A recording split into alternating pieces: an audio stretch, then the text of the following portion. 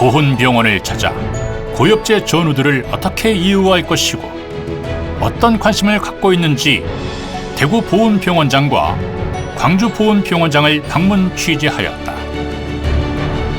예, 특히 고엽제 환자에 대해서 말씀을 드리자면 이제 특히 심혈관계나 신경계 등의 그 후유증이 고엽제 환자들이 삶을 많이 장애하고 있습니다. 그래서 저희들 보훈병원이 해야 할 역할은 그런 분들의 치료와 재활을 저희들이 성심스럽게 해드려서 정상적인 사회생활을 도와주는 것이라 생각을 하고 있습니다. 네. 저희들 보훈병원의 이 사명이 국가유공자에 대한 최대한의 의료와 복지 제공을 해서 그분들이 정상적인 사회생활을 할 수 있도록 도와주는 것이라고 되어 있습니다. 그래서 정충강 배우지부장님, 그리고 윤한우 경북지부장님, 그리고 여러 제장님들의 공통된 요구사항을 수렴해서 그분들이 추구하고 또 목표하고자 하는 것을 최대한 저희 보훈병원의 역할이 있다면 도와드리도록 노력하겠습니다.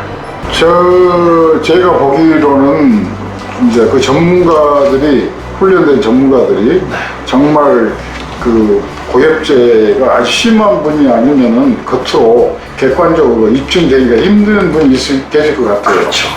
네. 고엽제 환자들을 가까이서 보니까 그 실상이 좀 더 딱하고 좀 더 좀 미흡한 점이 있으니까 관심을 가지고 충분히 보상도 받고 위로도 받으실 수 있게끔 병원에 있는 동안에 열심히 해보겠다 이렇게 말씀드리겠습니다. 고엽제 환자분들의 실상을 좀 더 어려움을 자세히 알게 돼서 좀 더 이분들에 대한 관심도 더 많아야 되겠고 또 충분한 보상이 되도록 보훈병원 원장으로 있는 동안 좀 더 열심히 노력하고 또 이런 상황에 대해서 관계부처에 이렇게 의견이나 이렇게 말씀드릴 기회가 있으면 충분히 전달하겠다 그런 말씀을 좀. 광주 보훈병원 로비에서 건장한 모습의 노병을 만났다. 하지만 그의 팔에는 링거를 꽂고 있었다. 노병은 과연 어떤 아픔이 있는지, 그럼에도 어떻게 건강을 유지하고 있는지가 관심사였다. 40대 초반부터 원인 모르게 몸이 약간 피로가 오고 눈도 좀 침침해지고 의욕이 떨어지고요. 그래서 몸이 아파서 굉장히 고생을 많이 했죠. 그래서 어느 병원에 가서 진찰한 결과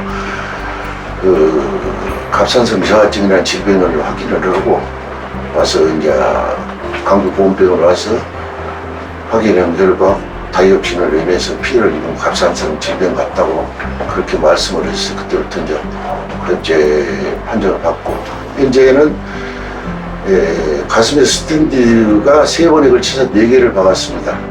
그리고 허리 수술을 지금 척추신경까지 해서 5번 수술을 했고 현재는 어깨가 지금 안 좋아서 수술을 지난번에 했고요. 2차 수술을 지금 대기하고 있는 중입니다. 겉으로 보기에는 좀 건강해 보이지만 실제는 그렇지 않습니다. 그러나 이 이상 더 나빠지지 않기 위해서는 내가 노래 거는 방법밖에 없다고 생각을 하고 매일 걷는 운동을 하루에 아무리 못해도 1시간 이상 아침 저녁으로 나눠서 하고 있고요. 또 내가 건강 업무를 해서 자식들이나 또 주변 사람들한테 조금이라도 좀 실망을 덜을 수 있게 한다는 생각을 가지고 꾸준히 크게 비가 많이 오는 날 아니면 걷는 운동을 열심히 하고 있습니다. 지금. 국가유공자에 대한 예우는 국가 지원이 있고 지방자치단체의 지원이 있다. 그렇다면 고엽제 전우들에게 특별한 관심을 갖고 있는 양승조 충남도지사의 이야기를 통해 지방자치단체장들의 개선 방향을 예측해보기로 하자. 저는 평소에도 국가를 위해서 헌신한 분이 제대로 대접받고 정당한 대우를 받고 사회와 국민으로부터 존경받는 사회야말로 인류국가고 선진국가다 그렇게 생각하는 사람입니다. 더구나 6.25 참전 어르신을 비롯한 이 참전자분들이 국가 유공자가 되는데 앞장선 한 사람으로서 그런 생각이 더욱 깊다 그런 말씀을 드리고요. 또 6.25 참전어르신, 월남전 참전어르신, 또 고위업체 전우분들 이분들이 헌신의 바탕이 됐기 때문에 대한민국이 이렇게 세계적 10위권의 경제 대국이 됐고 또 나름대로 민주화도 달성하는데 커다란 역할을 하신 분이 바로 우리 고위업체 전우분들 또 6.25 참전 어르신들, 원래는 참전 어르신이라고 생각합니다. 제가 국회에서도 이분들이 참 적절한 대우를 받는데 많은 노력을 했습니다만 지방자치단체 충청남도의 도지사로서도 그런 데 앞장서겠다 이런 말씀을 드립니다. 그래서 참전자 수당 문제에 대해서 어떤 미만인 수당을 좀 고려하고 있고 또 참전자 단체 또 고위업체 전위 단체를 비롯한 이런 국가 용례단체에 대해서 우리 충청도의 실질적 지원을 아끼지 않는 그런 방안도 생각하고 있고 한마디로 말씀드려서 충청남도야말로 국가령제를 가장 잘 모시고 그것을 가장 존경하는 우리 충청남도를 만들 수 있도록 최선을 다하겠다는 다짐의 말씀을 드리겠습니다. 다음은 고위업체 전우회 중앙회장으로부터 고위업체 전우들을 위한 미래 발전 방향을 들어보기로 하자. 우리 고위업체 전우들만큼 힘들게 살아가는 사람들은 없습니다. 고위업체 전우들은 겉보기에는 괜찮은 것 같이 보이지만 신체 내부에 침투해 있는 다이옥신으로 인해 평생 투병하고 살아야 합니다. 고위업체는 일평생을 싸워야 합니다.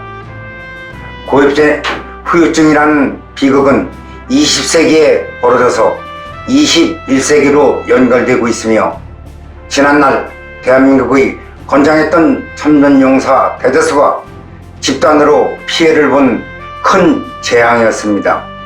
그중 일부는 2대, 3대까지 후유증이 나타나고 있으니 참으로 무서운 일이 아닐 수 없습니다. 그러나 이런 사실을 국민들은 잘 모르고 있습니다.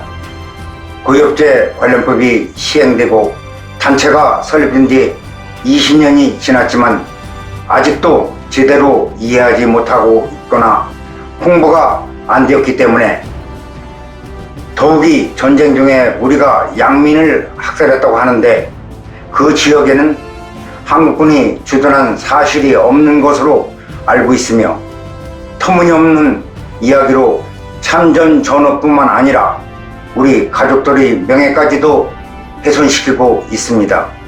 현실이 이렇다 보니 정치권에서 무관심하고 관련 정책을 적극적으로 펴지 않았습니다. 따라서 본인은 앞으로 고위업체 전우들의 예우 향상 문제에 대해서 새로운 접근을 위해 장기적 포석을 두려고 합니다. 지금까지 해온 여러분들은 자신들의 아픔보다는 국가 발전의 초석이었다는 것에 자부심과 긍지를 갖고 살아가고 있습니다. 그리고 상대적으로 여타 인명피해 사고에 대해서는 고위업체 전우들보다 더 큰 복지 혜택과 보상을 해주고 있다는 것에 상대적 피해의식을 갖고 있습니다. 이러한 상황 역시 우리가 국민들로부터 공감대를 얻지 못하거나 홍보가 안 되었기 때문이라고 생각합니다. 그러기에 국가를 상대로 처우 개선을 요구하여도 우리의 뜻을 모두 관철시키지 못하였습니다. 우리도 국민들로부터 존경받고 사랑받고 싶습니다. 그리고 대한민국의 현대 역사를 장식한 국가용자로서 영원히 기억되기를 바랍니다. 지금까지 고위업체 전우들의 현주소를 돌아보고 여러 사람들을 만났지만 특별한 답을 구하지 못한 것이 안타까웠다. 분명한 것은 고위업체 전우들 자신들이 스스로를 낮추는 일이 없고 대한민국 현대사에서 당당하게 자신들의 위상과 역할을 말하고 있음을 확인했다. 그리고 그들은 고위업체 환자라는 현실보다는 국가를 발전시키게 한 영웅임을 말하고 있는 것이다. 대한민국 고위업체 전우들이여, 당신들의 희생이 있었기에 부강한 대한민국이 있습니다. 감사합니다라고 후세 역사가들은 5천년 역사에서 처음이자 마지막으로 대량으로 발생된 고엽제 전우들의 아픔과 애국심을 증거할 것으로 기대한다. 대한민국 고엽제 전우 여러분, 사랑합니다.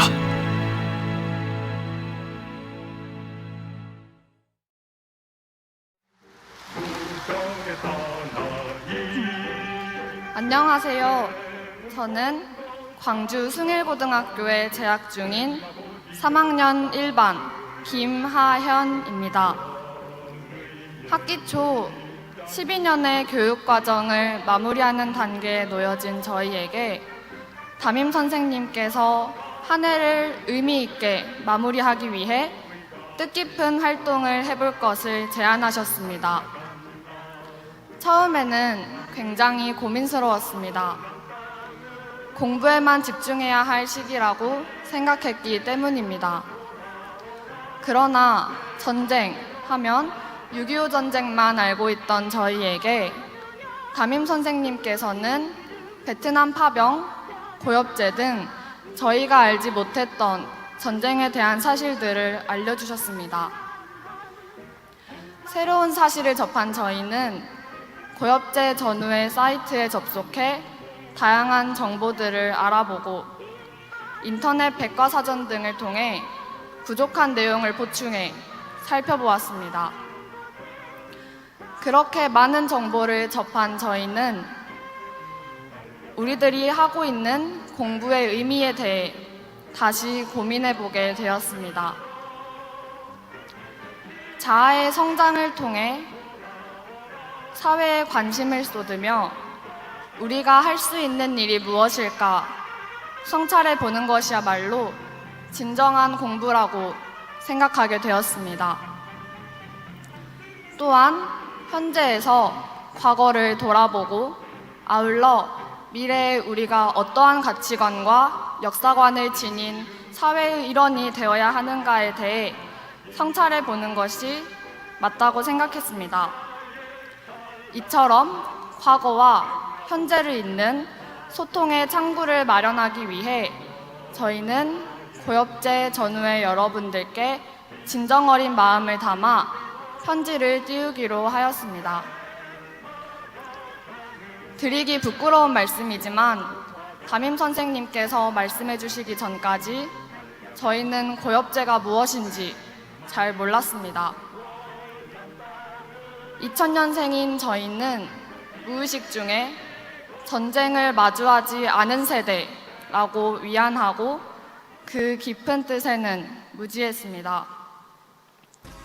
전쟁은 문학작품 속에서나 접할 수 있는 일인 줄로만 여겨왔고 전쟁의 피해에 공감하지 못했습니다. 그러나 월남전쟁에 참전하신 분들과 고엽제 전우회에 대해 알게 되면서 저희의 인식은 바뀌었습니다. 삶의 경계에 놓여 많은 고통을 겪어오신 분들, 또 겨우 돌아온 조국의 품에서도 따뜻함을 느끼지 못하셨던 분들의 사연을 듣고 저희들이 한없이 작게 느껴졌습니다. 더불어 앞으로 세상을 이끌어 나갈 잠재적 인재, 학생이라는 타이틀을 가지고 있으면서도 이러한 내용조차 몰랐다는 사실이 부끄러웠습니다. 많은 분들의 상처와 눈물을 묵시했던 저희의 어리석음을 뉘우쳤습니다. 하지만 아직도 바로 저희 주위에도 고엽제가 무엇인지, 월남전쟁이 무엇인지 잘 모르시는 분들이 많습니다. 이제는 저희가 이러한 인식의 변화에 앞장서겠습니다.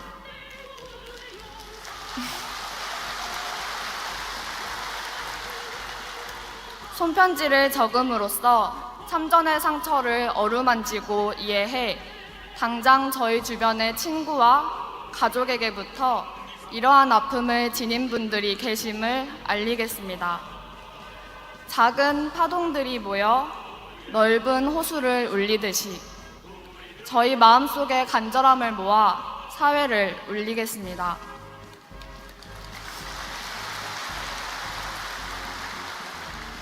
끝으로 고엽제로 인한 희생자분들의 유가족 그리고 피해자분들께 진심 어린 위로의 말씀을 전합니다. 여태 걸어오셨던 그 길, 이제는 저희가 함께 걷겠습니다. 긴 글 읽어주셔서 감사합니다. 여러분 큰 박수로 환영해 주시길 바랍니다.